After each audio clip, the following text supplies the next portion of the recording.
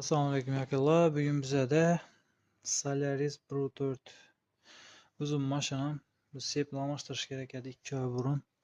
Uzluq chiqib boshladi. Gaz bosganda shiqirlab. Bu sep cho'zilsa bo'ladi. Вроде бы нормальный, unchalik gitgan emas relslari, lekin shundan boyna. Oqi tozasi. Hamma narsasini original zakaz etdik.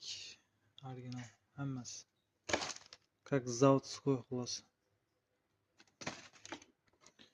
Relslarında ozgina iz tushgan edi. Bilinar bilinmas. Shundan baribir almashtirib berish kerak. Sepini ko'rdim, sep ham unchalik cho'zilgan emas. Qo'yib ko'ramiz. Xudo xolasa oydin bo'lishi kerak. O'ylanib turgani sep cho'zilmagan ekandan, men o'yladim sep cho'zilar, уже ko'proq yurgan. Hem bu nerede iz tushishi kerak edi. Bundan iz yo'q. Shesternasida normalniy. Даже bundan yomon bo'lganlarni ko'rganman ichasini. Bundan yomon bo'lib turib kelib shiqirdab kelib normalniy bo'lib ketgandan.